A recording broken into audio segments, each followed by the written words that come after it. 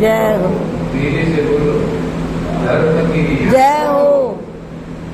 अधर्म का नाश हो। प्राणियों में सद्भावना हो। कल्याण हो। गौ माता की जय हो। माता की जय हो। हर हर महादेव हर हर महादेव हर हर महादेव। देव। सानंद आनंद वने वसंतम आनंद कंदम अद्वाभवृंदम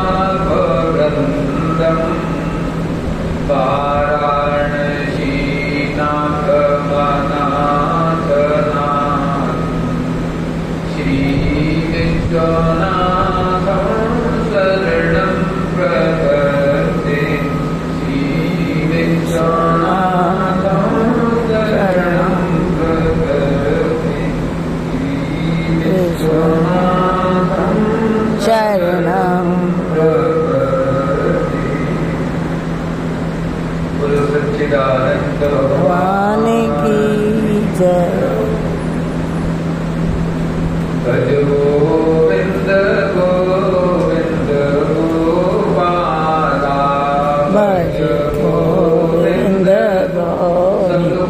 गोपाला भज गोविंद गोविंद गोपाला भज गोविंद गोविंद गोपाला भज मुरली मनोहर नंदलाला भज मुरली मनोहर नंदलाला भज गोविंद गोविंद गोपाला भज गोविंद गोविंद गोपाला सच्चिदानंद भगवान की जय। हर हर महादेव।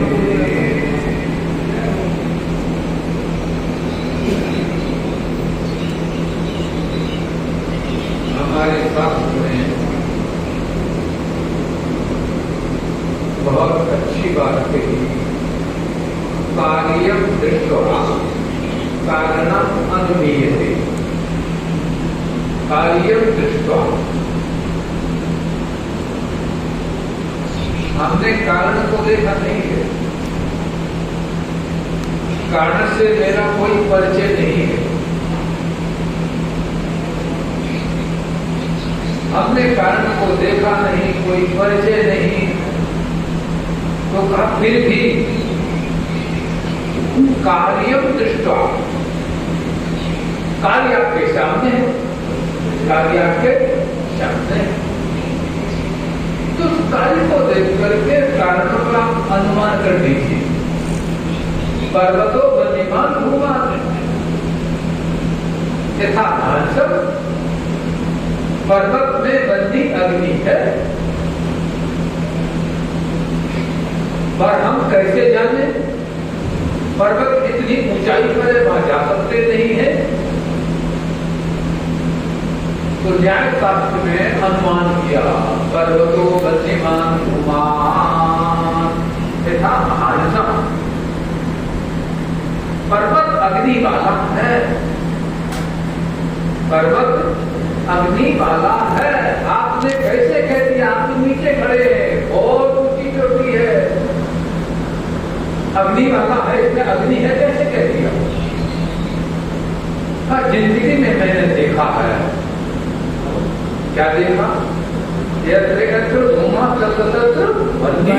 जहाँ जहाँ पर धुआं होता है वहां पर अग्नि जरूर होती है। अग्नि सब हम जब खेत में थे तो हमने दूर से देखा कि घर में धुआं हो रहा है, तो रोटी बन गई होगी। रोटी अथवा शाला में धुआं हो रहा है तो दूर से देखा आहुति जरूर पड़ रही होगी। तो क्या देखा? कार्यम। क्या देखा? कार्यम दृष्टवा कार्य को देख करके कारण का अनुमान लगा दिया जाता है। हमने हंस जी को देखा नहीं, हमने सुमित्रा माता जी को देखा नहीं, उनके पूर्वजों को देखा नहीं, क्या देखा नहीं? नहीं देखने पर भी हम जान सकते हैं कि कितने बड़े धर्मात्मा, कितने बड़े पुण्यात्मा, कितने बड़े पवित्रात्मा, कितने बड़े क्या वो थे, हम जान सकते हैं किसके द्वारा? कार्यम, जो भवन है ना, ये सत्संग भवन है ना, इस सत्संग भवन को कृष्णानंद जी इस कार्य को देख लो, इस कार्य को देखिए। अब कार्य को देख करके आप समझ जाइए, समझ जाइए कि उनकी भावना कितनी उत्कृष्ट, कितनी महान, कितनी श्रेष्ठ रही होगी। तभी तो वो पैसा कमा लेना बहुत बड़ी बात नहीं है। पैसा कमा लेना, पैसा तो कोई कमा लेता है। रोड पे खड़े होने वाले ताली बजा के ही पैसा कमा लेते हैं। कितने कितने साधन से पैसा कमाने के, पैसा कमाना कोई बहुत बड़ी बात नहीं है, लेकिन पैसे का उपयोग बहुत बड़ी चीज है। पैसे का उपयोग करना मैं समझता हूँ, बड़े बड़े पूंजीपति बहुत कुछ कमाते हैं, लेकिन जीवन में कर कुछ नहीं पाते। कर कुछ इस हंस प्रकार ने धन संग्रहित किया, लेकिन कुछ करके दिखाया, कुछ करके धन पैसा इकट्ठा पैदा करना ही सब कुछ नहीं है, कुछ करके जाओ। आपकी बैलेंस, आपके बैंक में कितना बैलेंस है, आपके पास कितना धन है, तिजोरियां भरी पड़ी हैं, सोने के बिस्कुट बनवाए हैं, ढेर लगा है गद्दे के नीचे, बेड के नीचे, कहाँ कहाँ कोई पता नहीं। किसने देखा? किसने देखा? सत्संग हाल बनवाया तो सबने देखा, सत्संग हाल बनवाया, नाम देखा, सत्संग हो रहा है, उनको उसका पुण्य मिल रहा है। लाकर में डाल दिया, पुण्य नहीं मिल रहा है, ध्यान रखना। लाकर में डाल दिया, पुण्य नहीं मिल रहा है। एफडी बनवा ली, पुण्य नहीं मिला, उसका ब्याज खुद को मिल रहा है, उसका ब्याज खुद को मिल रहा है, लेकिन पुण्य नहीं मिल रहा। एक अच्छे से समझ लो, हमारे इस हंस परिवार ने क्या, हंस परिवार ने पैसा कमाया, सत्संग हाल बनाया, तो इसका पुण्य मिल रहा है। इसका पुण्य देने की आज मिलाकर न मिले, आज आगे बढ़ा दीजिए। एक ही ताली अच्छी बात है, तो मैंने ताली बजाना चाहिए। कार्य करने वाले का उत्साहवर्धन होता है, उत्साहवर्धन होता है। सच्चिदानंद भगवान की जय। क्या समझ में आया? क्या समझ? कार्य को देखकर तो जीवन में यदि पैसा कमाना आता है तो धर्म करना भी आना चाहिए। पैसा बहुत कमाया तुमने, धर्म नहीं किया तो कुछ भी नहीं किया। क्यों? कि धर्मानुभव गच्छति जीवयेगा, आपके साथ में मात्र धर्म ही जाएगा और कुछ जाने वाला क्या नहीं जाएगा। बोले धना ने घूमो बोलते, नारी ग्रह द्वार जना संस्थाने और देहचिताया परलोक मार्गे। धनानी, धन, अभी मैं कह रहा था, भूमि, इलाज, खेती बाड़ी और पशु गौशाला, पाठशाला, अस्पताला, दुनिया प्रकार के धन, घर की स्त्री वो कहां तक जाएगी? कहीं नहीं जाएगी, देवी तक रहेगी। पुरुष भाई बंधु कहां तक जाएंगे? दुल्हन केवल संतान तक। तो स्त्री गेट तक रहेगी, पर आजकल संतान तक जाने लगी। आजकल संतान तक तो जाने लगी, माता जाती है आजकल। पहले परंपरा नहीं, शास्त्रीय परंपरा है कि वो दरवाजे तक रहे हैं। चल नारी ग्रह द्वार जना संस्थाने देहचितायाम परलोक मार्गो धर्म गच्छति जीव एका। जीव, इस जीव के साथ में, केवल धर्म के साथ में, और तो धर्म में जाता तो धर्म करो। क्या करो? धर्म करो। और धर्म किससे मिलता है? धन से। धना धर्म तथा सुखम, धना धर्म तथा सुखम। धन कमाओ, उससे धर्म करो, उससे तुमको आज सुख मिलेगा। क्या मिलेगा? आगे जन्म होगा, पुण्य किया है तो आपको आगे मिलेगा, और नहीं किया तो नहीं मिलेगा, नहीं किया तो फिर नहीं मिलेगा। तो बहुत जरूरी है धर्म करना, धर्म करना। तो धर्म करना चाहिए और कुछ करके ही जाना चाहिए, कुछ करके ही, बिना किए दुनिया से जाना नहीं चाहिए। अच्छा कर्म करो, श्रेष्ठ कर्म करो, अच्छी कृति करो, जिसे आप रहे दुनिया में। जैसे कीर्ति संजीवनी, जैसे कीर्ति, जिसकी कीर्ति होती वो हमेशा जिंदा रहता है, कभी मरता नहीं, कभी मरता। जैसे कीर्ति वो हमेशा जीवित रहता है। राम चले गए हैं, राम चले गए, कीर्ति के रूप में रामायण छोड़ गए। कृष्ण चले गए, कीर्ति के रूप में गीता छोड़ गए। तुलसी चले गए, कीर्ति के रूप में दोहावली छोड़ गए। मीरा चली गई, कीर्ति के रूप में पद छोड़ गई है। सूर चले गए, कीर्ति के रूप में अपनी पद्यावली छोड़ गए हैं। आज गुरु शंकराचार्य चले गए, स्मृति कीर्ति के रूप में अद्वैत सिद्धांत छोड़ गए।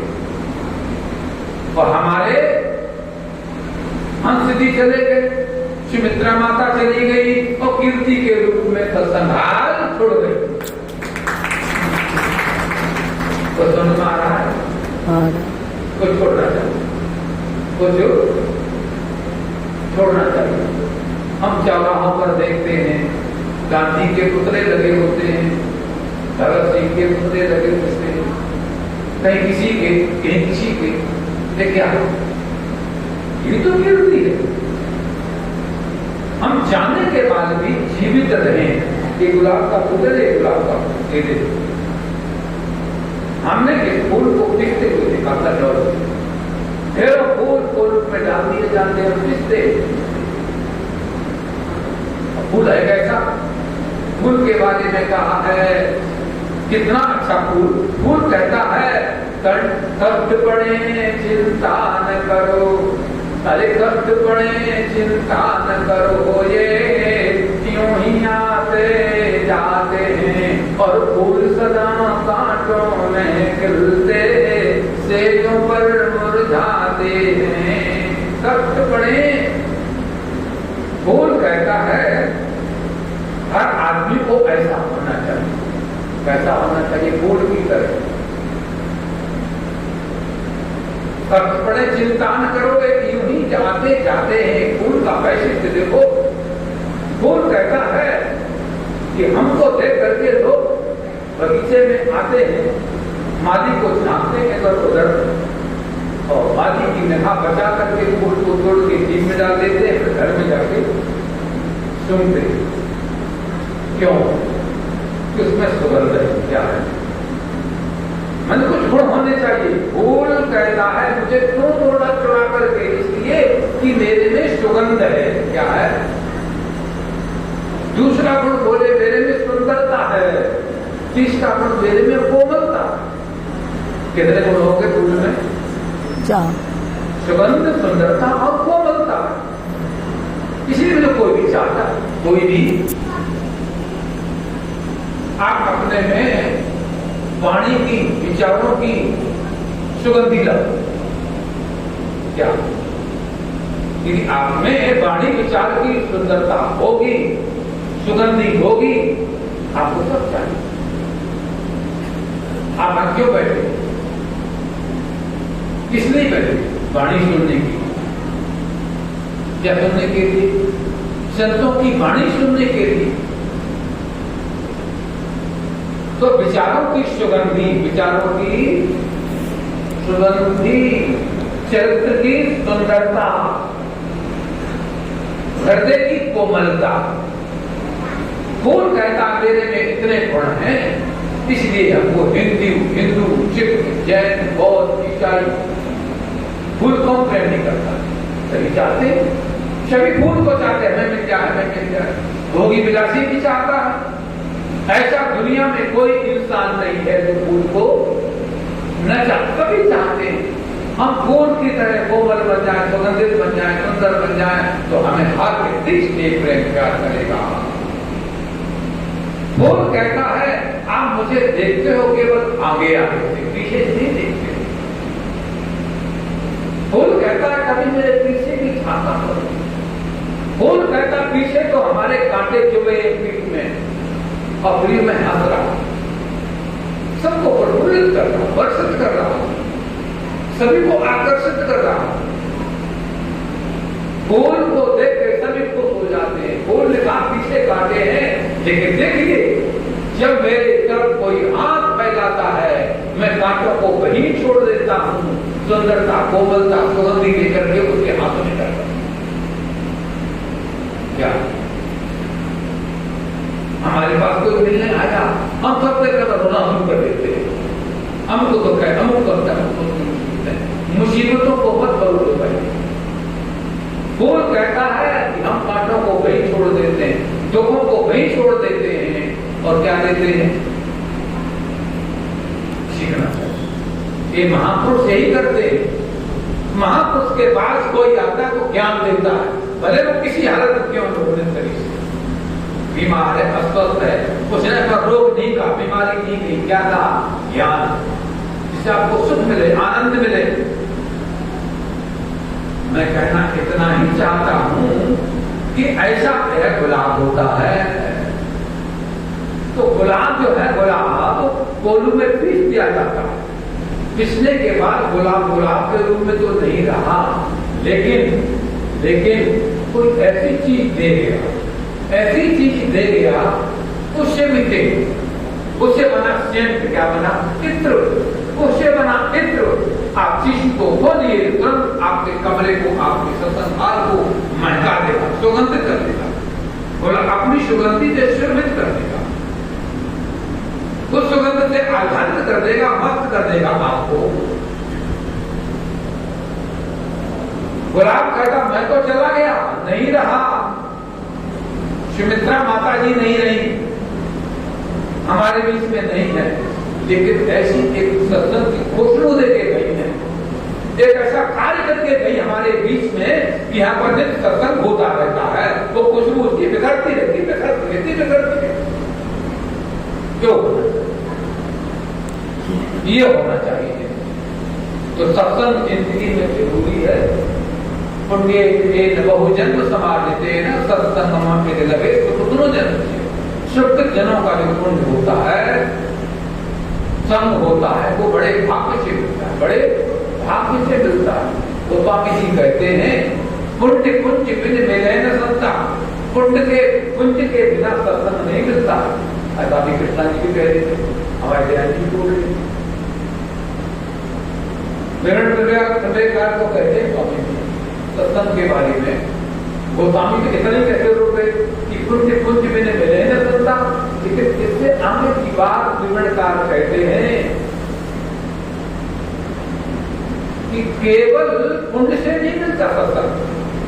विवरणकार ने कहा पुण्य पुंज परिपाके न, क्या बोला? शुरू में आरंभ में विवरण को दिए तो मंगलाचरण आता, उसमें वो कहते हैं कि पुण्य पुंज परिपाके न, जब मेरे पुण्य का पुंज पक जाएगा, पकने के बाद तब हमको सत्संग मिलेगा। क्या मिलेगा? सत्संग। केवल बीज रोपने से फल नहीं मिल जाता, बीज को रोपो, अंकुर आएगा, पौधा बड़ा होगा, प्रौढ़ होगा, जवान होगा, मंजरी आएगी, फिर उसमें छोटा सा फल लगेगा और बड़ा होगा, फल पकेगा, तब नहीं खाने को, तब नहीं खाने को। तो पुण्य पुंज परिपाके, ऐसे ही पुण्य का जो पुंज है, अभी आप यहाँ बैठे हैं, गंगा में गोता लगा रहे हैं, संतों का दर्शन कर रहे हैं, ये वृक्ष बड़ा होगा, बड़ा होगा जब पकेगा। और मैं समझता हूँ कि तुम्हारा वो वृक्ष पक चुका है और उसके फल आप खा रहे हैं। मैंने बैठे हैं ना, वो फल क्या करे, खा रहे थे। उस फल को आप लोग कहो भाग्यशाली हैं, बड़े पुण्यात्मा है, महात्मा है, महान है, सदात्मा है, जो आपको ऐसा सत्संग मिल रहा है, जो रजब सत्संग। एक बात ध्यान रखना, बहुत अच्छी बात कहने जा रहा हूं, 1-2 मिनट की बात है। दीमक होती है, अच्छी से अच्छी लकड़ी को खाकर के बर्बाद कर देती है। कौन? दीमक। और जंग अच्छे से अच्छे लोहे को खाकर के खत्म कर देती है। तो जंग लोहे को खाके बर्बाद कर देती है, दीमक लकड़ी को खाकर के बर्बाद कर देती है। और शिवार पानी कितना अच्छा क्यों भरा हो, वो उस पानी को बर्बाद कर देती है। ऐसे जो कुसंग है, वो क्या करता है, वो जिंदगी को बर्बाद कर देता है। हमारी सुमित्रा माता जी ने सोचा, चिंतन किया, विचार किया, जब कुसंग जिंदगी को बर्बाद करता है तो हम सत्संग भाग बनाएंगे, उसमें सत्संग होगा, वो सत्संग लोगों की जिंदगी को संभालेगा, सुधारेगा, मान करेगा। इस सुमित्रा सत्संग भाग ऐसे ही बन गया। उनका चिंतन था कि जब दीमक लकड़ी को बर्बाद करती है, शिवार पानी को बर्बाद करती है, जब लोहे को बर्बाद करता है और कुसंग आदमी को बर्बाद करता है, तो हम एक सत्संग भाग बनाए जिसमें सत्संग हो, उस सत्संग से लोगों की जिंदगी बने। कितना ऊंचा देखो, उन्हें नाम के लिए नहीं बनाया क्या, मेरा नाम हो इसलिए नहीं, उससे कुछ काम हो जिससे लोगों के जीवन बने, इसलिए सत्संग भाग करवाया। दृष्टि महान होनी चाहिए। आप दूरदृष्टा बनो, दूरदृष्टा पैर के मध्य को दूर करके गए। सुमित्रा माता बहुत दूरदृष्टा थी, और दूरदृष्टा थी तभी उन्होंने ऐसा कार्य किया। इतना उत्कृष्ट कार्य, इतना श्रेष्ठ कार्य, स्तवनीय है, स्तवनीय का।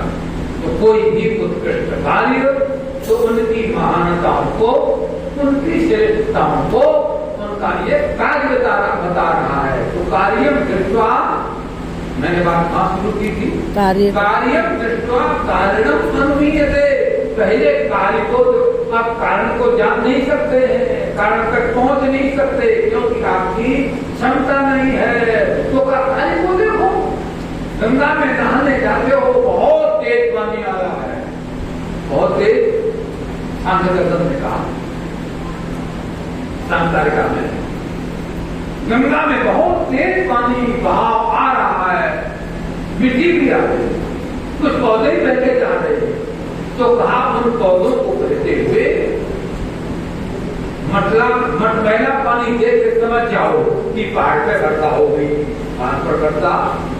हम तो यहाँ बैठे पहाड़ की वर्षा कैसे देख पाएंगे, बोले नहीं देख सकते हो। तो कार्य दृष्टा, कार्य क्या हो गया, उसका प्रवाह, और प्रवाह को देखो, उससे वर्षा को समझ जाओ। वर्षा को हम सुमित्रा माता को देखे नहीं, जानते नहीं, समझे नहीं, हमें कैसे उनकी व्याख्या करूं। तो कहा भाई व्याख्या करनी तो कार्य दृष्टा, कार्य तो उनका है, कार्य तो उनका, कार्य को देखिए। देखो हंस बनाए, क्या बनाए, इनको देख के मैं कल्पना कर रहा था, ये हंस बने तो बोले हंस बनाए, कि हंस मरे हुए केवल 4-5 हंस गर्भवती, 4-5 हंस गर्भवती। हंस कैसा होता, नीतिशील विवेकी होता, नीतिशील विवेकी होता, और नीतिशील विवेकी को विवेक बुद्धि होने के कारण ही इस सत्संग हाल का निर्माण हुआ। इस सत्संग हाल का बुद्धि होने के कारण इसका निर्माण हुआ। तो बहुत सुंदर बात, बहुत अच्छी बात। इस हंस परिवार ने तो ऐसे इस हंस परिवार को मैं हृदय से मंगल शुभकामनाएं करता हूँ, हार्दिक बधाई देता हूँ कि आपका कार्य स्तरणीय है, प्रशंसनीय है, श्रेष्ठ है। और हमारी श्रद्धेया माता श्री विराजमान है, प्रतिवर्ष पधारती है। कल का कार्यक्रम दीक्षा उत्सव, दीक्षा महोत्सव के रूप में संपन्न होगा। सबके हम भी आएंगे, आनंद लेंगे।